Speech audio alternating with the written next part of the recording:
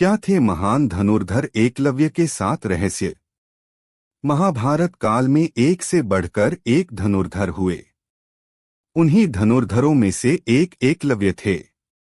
एकलव्य को कुछ लोग शिकारी का पुत्र कहते हैं तो कुछ लोग भील का पुत्र।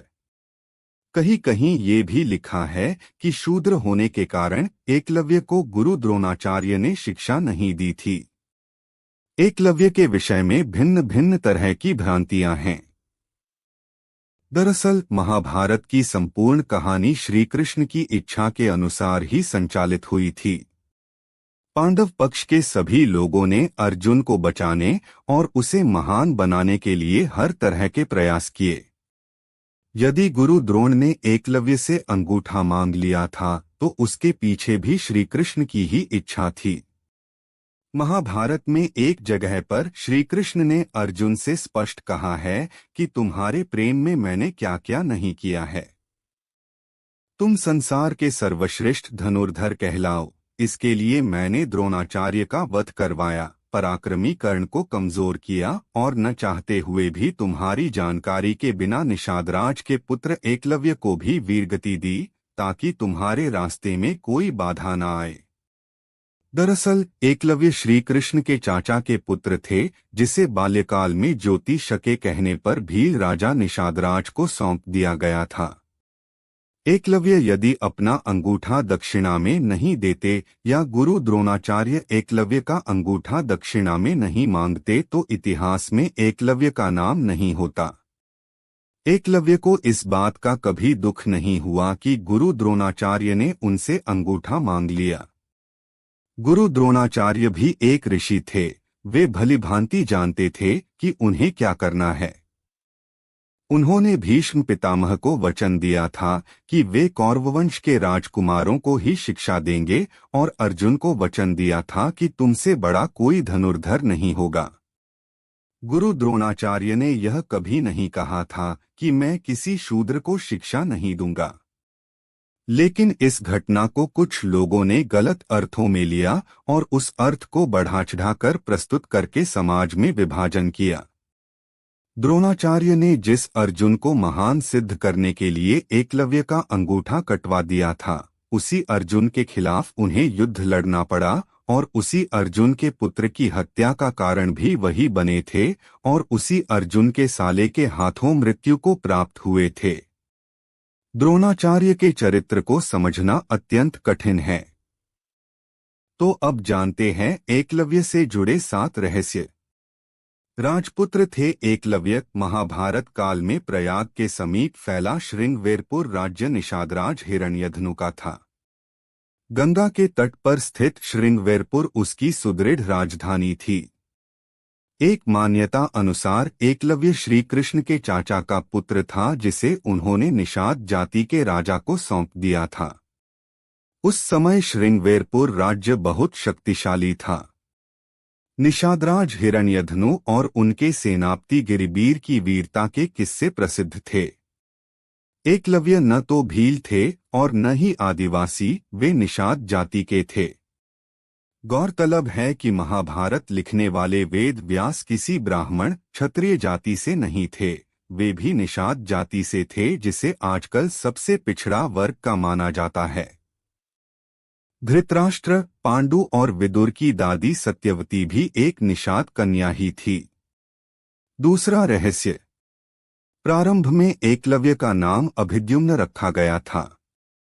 लोग उसे अभय नाम से ही पुकारते थे।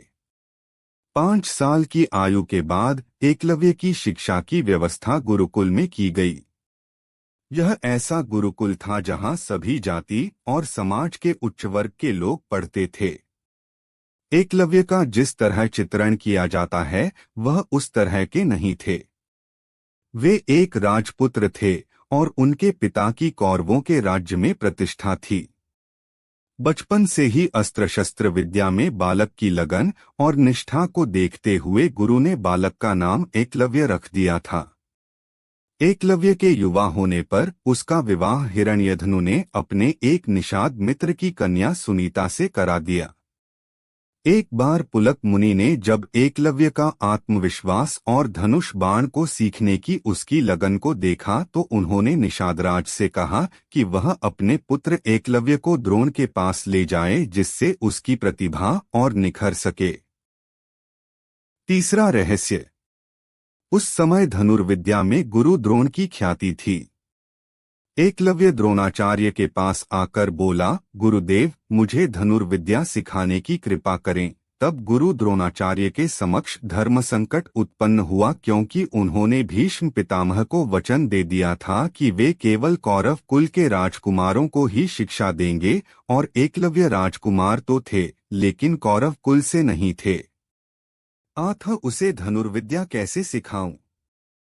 आथ द्रोणाचार्य ने एकलव्य से कहा, मैं विवश हूं इसीलिए तुम्हें धनुर्विद्या नहीं सिखा सकता। एकलव्य घर से निश्चय करके निकला था कि वह केवल द्रोणाचार्य को ही अपना गुरु बनाएगा। द्रोण के मना करने के बाद हिरण्यधनु तो वापस अपने राज्य लौट आए लेकिन एकलव्य को द्रोण के सेवक के तौर पर उन्हीं के पास छोड़ गए।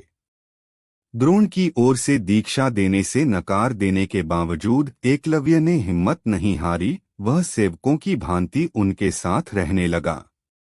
द्रोणाचार्य ने एकलव्य को रहने के लिए एक झोपड़ी दिलवा दी।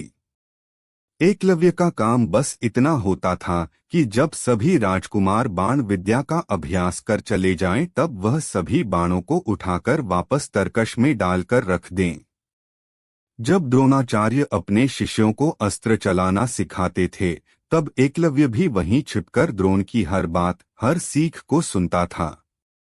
एकलव्य ने अपने खाली समय में द्रोण की सीख के अनुसार वन में रहते हुए ही एकांत में तीर चलाना सीखता था। चौथा रहस्य। एक दिन अभ्यास जल्दी समाप्त हो जाने के कारण कौरववंशी सभी राजकुमार समय से पहले ही लौट गए। ऐसे में एकलव्य को धनुष चलाने का एक अदद मौका मिल गया। लेकिन अफसोस उनके अचूक निशाने को दुर्योधन ने देख लिया और द्रोणाचार्य को इस बात की जानकारी दी। द्रोणाचार्य ने एकलव्य को वहां से चले जाने को कहा। हताश निराश एकलव्य अपने महल की ओर रुख कर गया, लेकिन रास्ते में उसने सोचा कि वह घर जाकर क्या करेगा, इसलिए बीच में ही एक आदिवासी बस्ती में ठहर गया। उसने आदिवासी सरदार को अपना परिचय दिया और कहा कि वह यहाँ रहकर धनुष विद्या का अभ्यास करना चाहता है। सरदार ने प्रसन्नतापूर्वक एकलव्य को अनुमति दे दी। आदिवासियों या भीलों के बीच रहने के कारण एकलव्य को शिकारी या भील जाति का मान लिया गया। एकलव्य ने आदिवासियों के बीच रहकर वहां गुरु द्रोणाचार्य की मिट्टी की मूर्ति बनाई और मूर्ति का ध्यान करके उसी से प्रेरणा लेकर वह धनुर्विद्या सीखने लगा। समय बीतता गया, कौरव और पांडवों के साथ साथ एकलव्य भी युवा हो गया। द्रोणाचार्य ने बचपन में ही अर्जुन को यह वचन दिया था कि उससे बेहतर धनुर्धर इस ब्रह्मांड में दूसरा नहीं होगा। लेकिन एक दिन द्रोण और अर्जुन दोनों की ही यह गलतफहमी दूर हो गई जब उन्होंने एकलव्य को धनुष चलाते हुए देखा। पांचवां रहस्य। एक बार गुरु द्रोणाचार्य पांडव एवं कौरवों को लेकर धनुर्विद्या का प्रयोग करने हेतु जंगल में आए। उनके साथ एक कुत्ता भी था जो थोड़ा आगे निकल गया। कुत्ता वहीं पहुंचा जहां एकलव्य अपनी धनुर्विद्या सीख रहा था। एकलव्य के खुले बाल एवं फटे कपड़े देखकर कुत्ता भौंकने लगा। एकलव्य ने कुत्ते को लगे नहीं, चोट न पहुंचे और उसका भौंकना बंद हो जाए इस ढंग से 7 बाण उसके मुंह में थमा दिए। कुत्ता वापस वहां गया जहां गुरु द्रोणाचार्य के साथ पांडव और कौरव थे। तब अर्जुन ने कुत्ते को देखकर कहा, गुरुदेव यह विद्या तो मैं भी नहीं जानता, यह कैसे संभव हुआ? आपने तो कहा था कि मेरी बराबरी का दूसरा कोई धनुर्धारी नहीं होगा, किंतु ऐसी विद्या तो मुझे भी नहीं आती। द्रोणाचार्य ने आगे जाकर देखा तो वहां एकलव्य था। द्रोणाचार्य ने पूछा, बेटा यह विद्या कहाँ से सीखी तुमने? एकलव्य, गुरुदेव आपकी ही कृपा से सीख रहा हूं। द्रोणाचार्य तो वचन दे चुके थे कि अर्जुन की बराबरी का धनुर्धर दूसरा कोई न होगा, किंतु यह तो आगे निकल गया। अब गुरु द्रोणाचार्य के लिए धर्म संकट खड़ा हो गया था। एकलव्य की प्रतिभा को देखकर द्रोणाचार्य संकट में पड़ गए। लेकिन अचानक उन्होंने कहा, मेरी मूर्ति को सामने रखकर तुमने धनुर्विद्या तो सीख ली, किंतु मेरी गुरुदक्षिणा कौन देगा? एकलव्य ने कहा, गुरुदेव, जो आप मांगे। तब द्रोणाचार्य ने एकलव्य के दाएं हाथ का अंगूठा गुरुदक्षिणा में मांग लिया ताकि एकलव्य कभी धनुष चला ना पाए। एकलव्य ने एक पल भी विचार किए बिना अपने दाएं हाथ का अंगूठा काटकर गुरुदेव के चरणों में अर्पण कर दिया। इसके बाद जाते समय गुरु द्रोणाचार्य ने एकलव्य को दाएं हाथ की तर्जनी और मध्यमा 2 अंगुलियों को दिखाते हुए संकेत दिया कि बाण 2 अंगुलियों से भी चलाया जा सकता है। यदि युद्ध में अंगूठा कट गया तो क्या युद्ध स्थल छोड़कर भाग जाओगे? तब एकलव्य ने पुनः अभ्यास किया और पुनः पूर्ववत दक्षता प्राप्त कर ली। प्रश्न यही उठता है कि अंततोगत्वा अंगूठा कटवाने का उद्देश्य क्या रहा? तो इस हेतु यह समझना होगा कि वह किसका पुत्र था। वह निषादराज का दत्तक पुत्र था जो कि जरासंध की सेना का सेनापति था।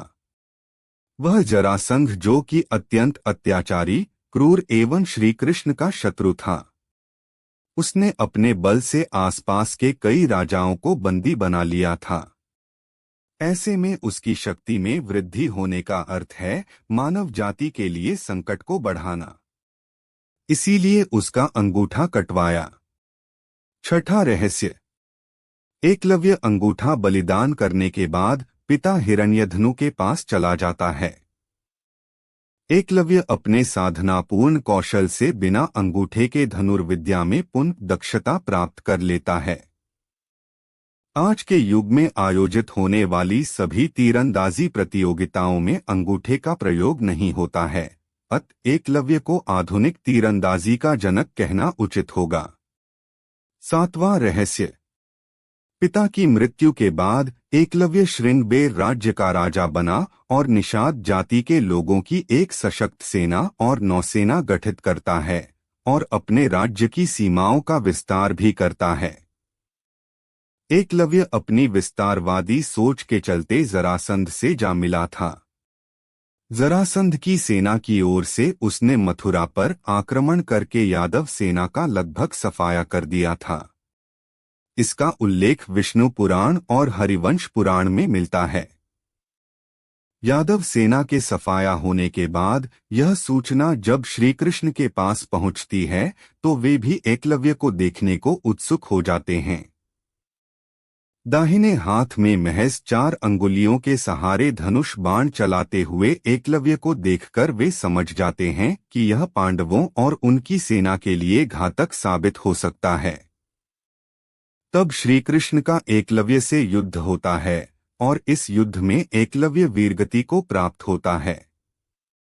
एकलव्य के वीरगति को प्राप्त होने के बाद उसका पुत्र केतुमान सिंहासन पर बैठता है और वह कौरवों की सेना की ओर से पांडवों के विरुद्ध लड़ता है और भीम के हाथ से मारा जाता है। तो दोस्तों, ये थे महान धनुर्धर एकलव्य के रहस्य।